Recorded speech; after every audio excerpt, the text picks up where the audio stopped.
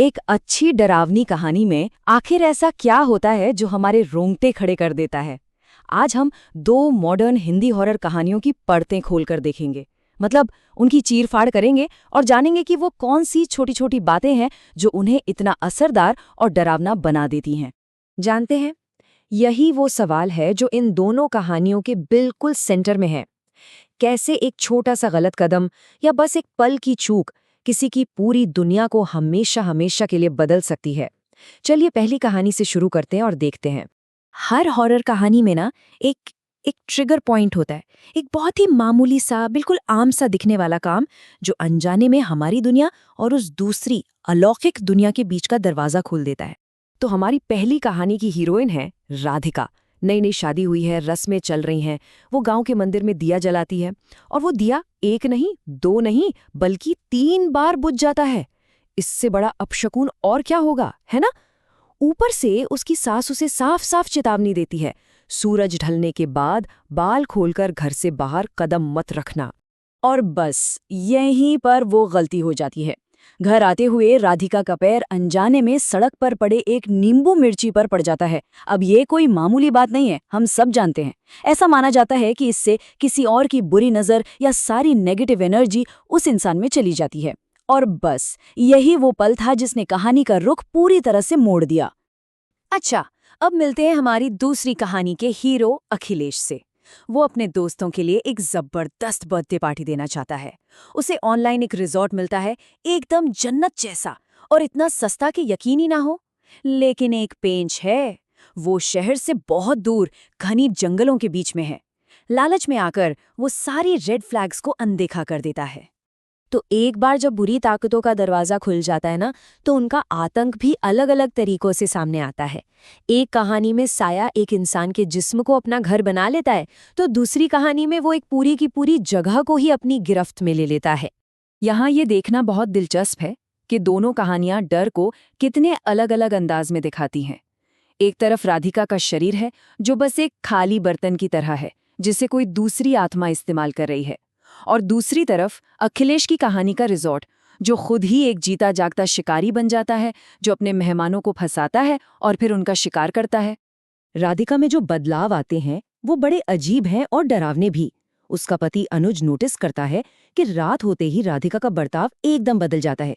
वो ज्यादा रोमांटिक हो जाती है, जो उसकी शर्मीले नेचर से बिल्कुल उल्टा है। और सुबह उठकर उसे रात का कुछ भी याद नहीं रहता। सोचिए, अपने ही शरीर पर अपना कंट्रोल खो देना। इससे बड़ा साइकोलॉजिकल डर और क्या हो सकता है। एक अच्छी डरावनी कहानी में विलेन बेवजह कुछ नहीं करता। उसके गुस्से, उसकी नफरत के पीछे कोई ना कोई वजह होती है। तो सबसे जरूरी सवाल ये है कि ये आत्माएं आखिर चाहती क्या है। पंडित जी जब वजह बताते हैं तो वो सुनकर रोंगटे खड़े हो जाते हैं। राधिका के शरीर पर कब्जा करने वाली आत्मा एक ऐसी औरत की है जिसने खुदकुशी की थी। जीते जी उसे कोई खुशी नहीं मिली और अब वो राधिका के शरीर में रहकर वो सारे सुख भोगना चाहती है जो उसे कभी नसीब नहीं हुए।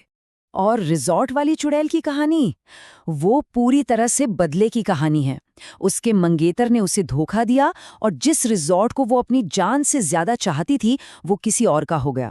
बस इसी गुस्से और नफरत में उसने पहले अपने मंगेतर को मारा और फिर खुद भी उसी रिजॉर्ट में जान दे दी। अब उसका मकसद सिर्फ एक है, बदला। हर उस इंसान से जो उसकी जगह पर कदम रखने की हिम्मत करेगा।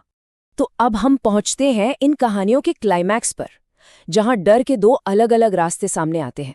एक तरफ अलौकिक शक्ति एक प्रॉब्लम है जिसे सॉल्व किया जा सकता है, और दूसरी तरफ ये एक ऐसा अंजाम है जिससे बचना नामुमकिन है।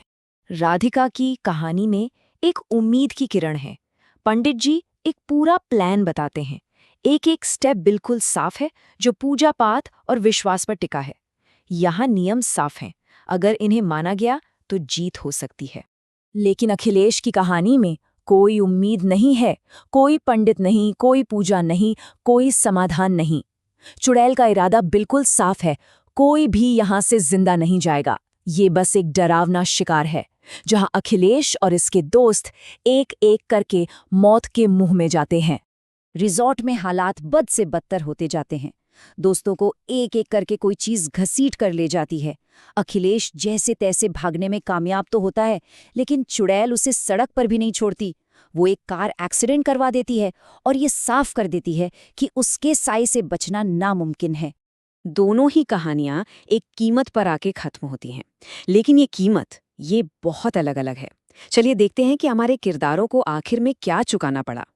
राधिका की जीत एक बहुत बड़ी, बहुत दर्दनाक हार के साथ आती है।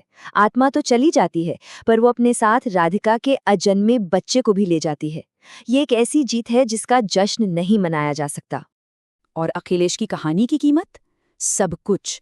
वो और पार्टी में आया हर एक इंसान, सब मारे जाते हैं। यहाँ कोई नहीं बचता, मतलब पूरा का पूरा सफाया। ये पिछले स्लाइड से बिल्कुल उल्टा, एक मुकम्मल तबाही है। तो आखिर में होता क्या है?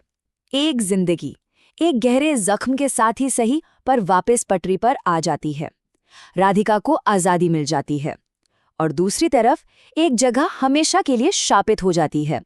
एक हॉन्टेड जगह, एक लोकल लेजेंड, जहां अब किसी को जाने की इजाजत नहीं है। तो इन कहानियों को समझने के बाद एक सवाल दिमाग में आता है, असली डर आखिर है क्या? क्या वो भटकती हुई बुरी आत्माएं हैं जो बदला चाहती हैं, या फिर वो हमारी अपनी एक छोटी सी जानलेवा गलती जो अनजाने में तबाही का दरवाजा खोल देती है? ये सोचने वाली बात है ना?